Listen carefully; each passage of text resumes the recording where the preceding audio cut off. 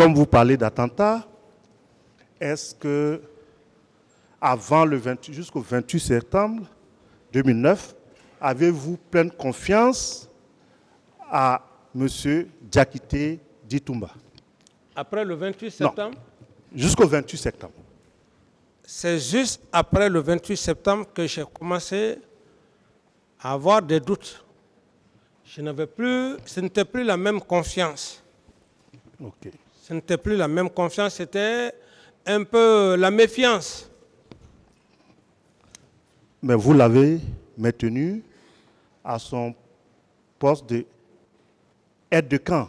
Oui, mais par rapport à ma stratégie aussi qui était propre à moi, du moment que j'ai fait appel à la commission internationale et la commission à l'interne, ça travaillait, je n'avais aucun intérêt de le limoger à son poste. Et si je le faisais, le limoger à son poste, il allait se sentir menacé et qu'on apprenait un jour que M. Abubakar Toumba Diakité a voyagé, qu'on ne le voit plus. Est-ce que ce serait un avantage pour la nation? Non. Ce que j'ai fait, je l'ai fait et je crois que si nous sommes aujourd'hui là, c'est par rapport à cette stratégie que Dieu a bel et bien voulu accepter que nous soyons là. Donc, si je vous comprends bien, voilà. Si vous l'aviez limogé, il n'aurait plus de pouvoir de nuisance et qu'il pourrait fuir. C'est ce que ça veut dire. Je dis bien, si je le limogeais de son poste, il allait être frustré, ça c'est un. Et deuxièmement, s'il se sentait, parce qu'un poste comme ça, quand les événements arrivent, tu limoges la personne, au cas où, par peur, et qu'il prenait, qu'il fuyait du pays. C'est des risques. Vous pensez que mais si bien vous sûr, bien sûr, parce que la gestion des hommes, à un certain moment donné, il ne faut pas brusquer, il ne faut pas éveiller l'esprit de l'intéressé. Est-ce que s'il était limogé, il n'était pas plus facile pour vous de le faire arrêter? Bon, ça c'est ce que vous imaginez, je vous laisse par rapport... Non, je n'imagine rien, je vous demande selon votre point de vue. Je dis, moi, c'était ma stratégie, et ma stratégie a bel et bien réussi. Voilà. Ma stratégie a bel et bien réussi du moment que je l'ai laissé à son poste. Il n'a pas commis d'autres atrocités. Ça, c'est un. Si, au moment où je l'avais laissé, après le 28 septembre, et qu'on disait qu'il est allé commettre encore d'autres atrocités, là, on pouvait comprendre. Mais je l'ai laissé, aucune autre atrocité n'a été faite comme le cas du stade du 28 septembre. Est-ce que ce n'est pas ce qui lui a donné l'opportunité? Vous dites? Est-ce que ce n'est pas parce que vous l'avez laissé à son poste? Est-ce que ce n'est pas ce qui lui a donné l'opportunité, le 3 décembre 2009, de tenter de vous assassiner? Bon, même si cela arrivait, parce que dans la vie, il faut aussi accepter son destin. Si cela est arrivé, le fait que je l'ai laissé, au contraire, c'est ce que vous devez même poser, mais dire que pourquoi?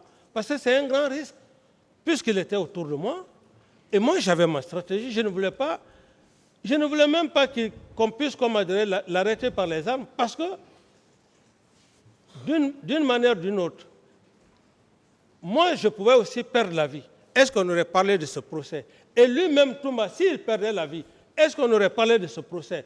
On aurait dit, bon voilà, et il a fait appel à la communauté internationale, une commission nationale, voilà, il a envoyé des gens pour arrêter M. Toumba, c'est parce qu'il a dit à M. Toumba d'aller au stade, et maintenant il veut l'arrêter par force. Voilà, ils sont allés, il y a eu accrochage, lui-même il a perdu la vie, et M. Toumba, il a perdu la vie. Donc je dis, Dieu merci, nous sommes là aujourd'hui devant le tribunal criminel. Ok. Vous, ici, dans beaucoup de vos déclarations, vous avez dit, Toumba a dit. Par moment, Tcheboro Kamara a dit. Comme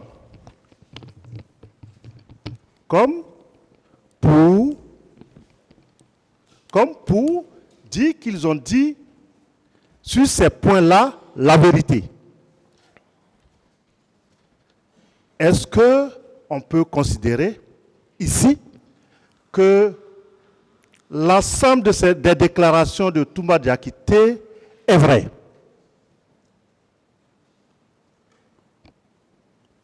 Moi, je dis clairement que l'ensemble des déclarations de Toumba, il y a des contre-vérités. Mais ce qui vous arrange, Vous dites? les parties de ces propos qui vont dans le sens de la défense de vos intérêts, ça par contre, c'est la vérité. Les partis qui l'arrangent au contraire pour distraire l'esprit des gens, c'est de cela que je parle. Quand il dit M. Dadis Camara m'a pas dit d'aller au stade, c'est vrai.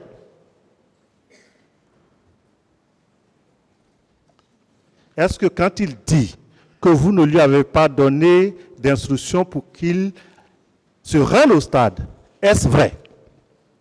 Bien sûr,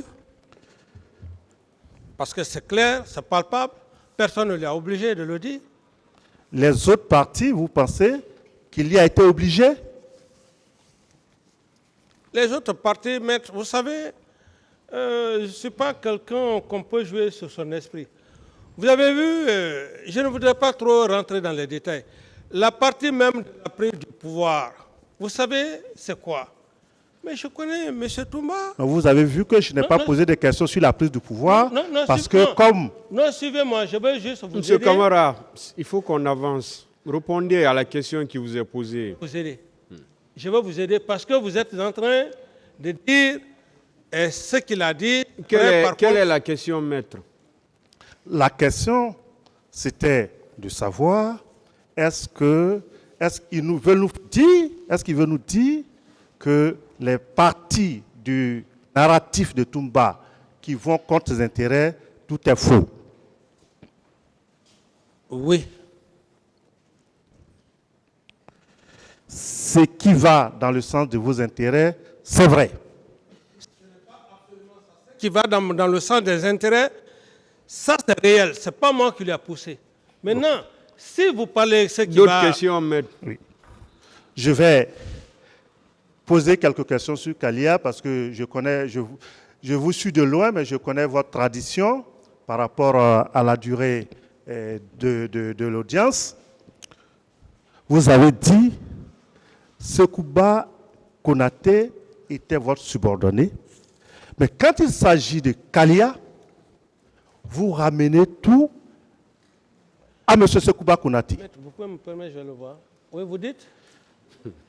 Vous avez dit que M. Sekouba Konaté était votre subordonné. Mais tout ce qui a trait à Kalia, vous dites que c'est à M. Sekouba Konaté qu'on doit poser la question. N'est-ce pas une fuite de responsabilité? Au contraire, non. Vous confondez une chose, maître. Vous confondez la confiance et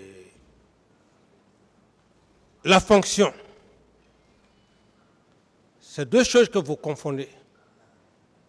Sekouba, bien qu'étant moi président à l'époque, mais la confiance que j'ai eu à porter à M. Sekouba dépassait les normes de fonction. Un homme avec lequel vous avez partagé le pouvoir comme un plat de riz. D'autres Vous allez questions? me dire aujourd'hui quoi? D'autres questions, maître? Okay. C'est bon. Donc, concernant, vous confirmez ici que tout le processus de recrutement de Kalia, vous n'avez pas été informé ni par le général Sekouba Konaté, ni par le service de renseignement, ni par aucune personne. Je réitère encore une fois de plus, le recrutement ne relève pas de l'attribution d'un chef d'État. Est-ce que vous n'avez pas été informé de tout ce qui s'est passé à propos de Kalia? C'est ce qu'il veut savoir. Monsieur le Président, j'avais été clair ici, mais sauf qu'il me fait reprendre, j'ai dit clairement que l'homme me voir. Je lui ai dit de faire, s'il veut faire un recrutement, de faire au niveau des 4 régions naturelles. Vous n'avez plus suivi pour voir s'il avait respecté je vos injonctions. Je n'ai plus suivi le reste. Ok. Parce que j'avais confiance en lui. Si vous avez confiance en lui, pourquoi lui demander de recruter dans les 4 régions naturelles? Vous dites? Si vous aviez confiance en lui, pourquoi lui donner des instructions de recruter dans les 4 régions naturelles? Mais la confiance n'exclut pas qu'on donne des instructions. Et une nation n'est pas... Vous avez confiance, mais vous êtes un chef. Quand le subordonné vient, il faut lui donner les directives. Le recrutement n'est pas... C'est un recrutement national. Et moi, j'en avais déjà l'expérience. J'en avais déjà l'expérience. Parce que faire un recrutement dans des zones à votre préférence, c'est ce qui crée des problèmes au niveau d'une nation. C'est pour ça, quand il est venu, je lui ai dit les 4 régions naturelles.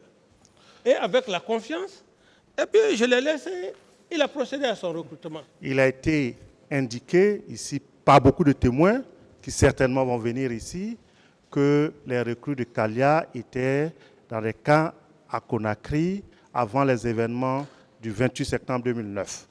N'avez-vous eu aucune information, donc aucun service de renseignement sur la présence de ces personnes-là? Précisez bien la question, maître. Il a été indiqué dans les PV, pour certaines personnes ont affirmé que les recrues de Kalia se sont retrouvés ici à la veille des événements du 28 septembre. N'avez-vous eu aucune information de la présence de celle-ci? Merci pour la question. Cette information pleuvait. Mais ce qui est important, puisque le directeur du centre, qui a été à un moment donné mis non-lieu, il est rappelé à ce dossier, j'estime que la Cour aura toute la latitude afin que le colonel puisse bien éclairer la lanterne de la Cour. Donc, Monsieur Camara, avant que le colonel ne soit là, est-ce que vous avez une information sur ces recrues? C'est ce qu'il veut savoir. Non. Donc, vous voulez nous dire que vos services de renseignement étaient défaillants? C'est vous qui le dites. Ou bien vous voulez nous amener à croire que vous n'étiez pas informés? Je ne peux pas vous obliger à croire. Je vous dis simplement que tout ce que vous venez de dire par rapport à Kaléa, je n'étais pas informé. Voilà. Si maintenant il y a autre chose à dire, je ne sais pas. Ma dernière question, Monsieur le Président. Vous avez dit que lorsqu'il y aura justice, c'est en ce moment éventuellement que vous pourrez demander pardon. Ne pensez-vous pas qu'en tant que chef de l'État au moment des événements, vous avez une obligation morale de tout ce qui a pu advenir ce jour-là? Merci, maître, pour la question. Vous savez, le degré de compréhension, je m'excuse de l'expression,